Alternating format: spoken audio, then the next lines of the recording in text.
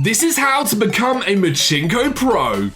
Hey everyone, yes, today's video is all about how to master the awesome new Matchmasters minigame, Matchinko, so that you can win more sparks and credits. Now, if you didn't know, you need tokens to play Matchinko, and you can get them by winning games in events, or daily tasks, or prizes from matches. There is so many ways to get your hands on these tokens. But yeah, I've been saving a colossal amount. I've been working really hard all across my games in Matchmasters, and we have 300 to go and pop it off now. So I'm so excited for this, and I've developed a pretty good strategy so that you can actually win more rewards from Matchinko. So I'm hoping you're going to enjoy this, because obviously when you play Matchinko, you then get sparks, which you can use to progress your seasonal stories. So like all of my Matchmasters content, we do also have an exclusive giveaway for this one. So would you like to get yourself 5,000 credits for the Arcade Prize Center for yourself to use? Drop your comment down below, and make sure to hit the like button and subscribe to this video as well. So before we dive in, my Matchinko hot tip of the day is to play in a mode like Party Rumble with booster stakes on, and you can see here we used a diamond booster with ×5 initiated, which gave us 20 Matchinko tokens. So it's a really nice way to build up your tokens fast. Here we go. So we have 300 to go and do, so let's see if we can sort of find some good strategies to place them nicely. I mean, obviously you've got it rotating across the board there, so it's all going to be about the best strategy for this. Now if we just spray a whole load down, because I want to see what happens if we do absolute carnage, how many points we get. We put about 30 down, 150 points. So from that logic, 300 would get you about 1,500 points on the score to get yourself sparks. Now I think we can do better than that though. Okay, we're going to slow it down. So we've got down to 225. We've got a score of just over 1,000, but we're going to see if we can get the highest ever score in Matchinko. So I'm wondering if we'd actually just drop them off of the little lip there just below where you drop pieces, and because we want to get those blues in the middle. That's what we're aiming for. We want to get those times multipliers there on the left and right hand side, and we want to drop them on the middle. Obviously one of the best things you win in Matchinko is sparks. I'd love to know how far you've managed to get in your seasonal stories. Have you managed to get to the Savannah or to Paris and beyond? Let me know down below in the comments section. So at the moment this strategy is working pretty well. We're just dropping them there in the middle. What it's meaning is they're always falling into that sort of two middle rows there that you can fall down into. So I'm going to keep doing this and see if we can keep releasing big batches of those lovely blue pieces and getting those multipliers as well. I mean, it's working pretty well at the moment. We're just getting mainly blues, it seems. There we go. We drop another one there. Look at that. It gets 3 or 4 bounces off the blues and an extra one to boot as well. So I think the strategy is working pretty well. We're only drip feeding them in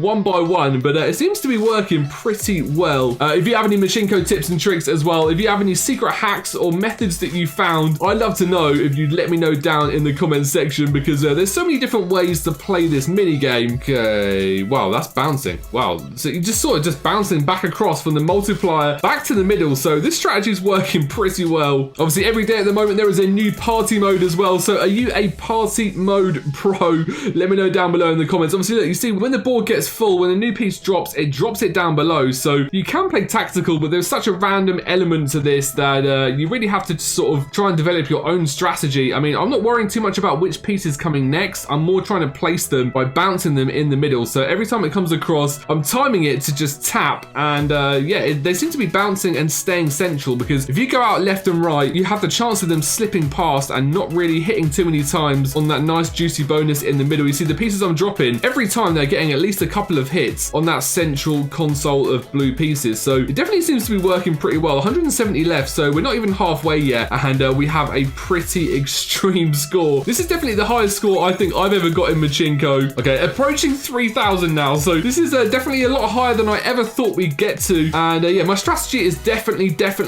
paying off. I mean, look, we're gonna get the ×10 now in just a second there. I mean, I feel like it's really good. What happens is you pop them in the middle, they bounce off the central piece of the plane, and they always seem to get a multiplier as well, and yeah, like I said, you're just avoiding them from going far out into the margins. So do you think this is a winning strategy for Matchinko? Let me know down below in the comments section. I mean, if you look at my board there, it's majority blue pieces, because we're not dropping that many, but we're releasing that cachet of blue pieces every single time. Come on, get another one released. There we go. So we've not only we're getting lots of multipliers thrown in there, but yeah, just releasing those blue pieces is, well, I mean, if you think you've got 5 blue pieces in there, you've got a chance of an extra match, which is going to give you more points. And of course, it's like 5 goes of actually playing Matchinko as well. So it's like 5 free tokens every time you do it. So it definitely has a big advantage. Now, it's hard to control because of the bounces, but you see there, I just dropped 2. One of them went pretty well. The other one, well, got 1 hit on there, but the blues have been released again. And yeah, well, almost up to 4,000 now. I never thought we'd be getting this high up in Matchinko. This is definitely a record high score for me. So this is so exciting. This is so fun. I love this mode. That central load of blues drops again as we race towards 4,000. 85 tokens left. So I want to see if we can break like 5,000 points on our streak here. Okay, there's 4,000. 73 left. We're going to keep dropping them on the middle and see if we can keep on sort of working with our strategy. I mean, if it ain't broke, you don't need to fix it, right? I mean, that's the way it goes. So we're going to see if we can keep doing it. Bit more random coming off there, but we've got another lot of blues released, and that's going to accelerate our score. Every time we do that, it definitely seems to add a lot to the score because those blue pieces coming out gives you more multipliers as well. So obviously there is different ways to play. You can hold for auto in Matchinko, but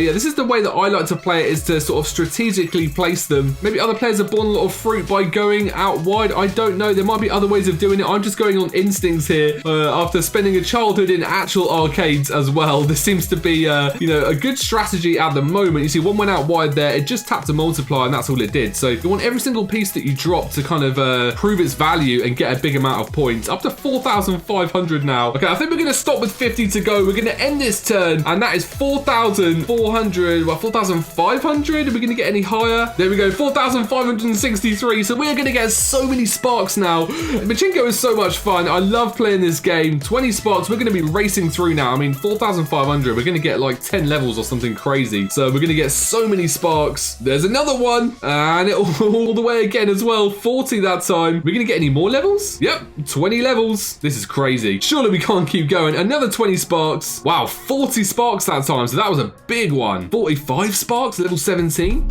Okay. That's enough. I'd love to know what level you've managed to get up to as well. Like, have you managed to get this high up in levels in Matchinko? Let me know down below in the comments section. Now we're going to go to the price center though, because we have a huge load of arcade credits that we can actually go and use. So we have 6,900. I mean, I'm trying to debate what to do. I think we're just going to go for a booster. I think that's a pretty fun way of using these credits. So we're going to go for a legendary or SC. I think we're going to go for an SE booster. Okay, we get ourselves a Foxy Roxy. I mean, I'll take that, but we do have a premium pass, so we may as well go for those extra ones. Okay, looks like the universe really wants us to have a Foxy Roxy. Do we go for a Dr. Colors? Okay, we have no choice now because we've used all of our premium pass replaces, so we'll go for a Dr. Colors SE. I'm pretty happy with that, and that is how to play Matchinko like a pro. Let me know down below in the comments section if you have enjoyed this video and if you have any Matchinko tips and tricks. I mean, I think our strategy worked pretty well, but the jury's out on that one. There might be a better strategy that I've missed. Let me know down below in the comments section, and remember my hot tips so that you can get yourself lots of arcade tokens nice and quickly. But I do hope that you enjoyed this tutorial. I hope you enjoyed playing Matchinko, and I'll see you soon for more content.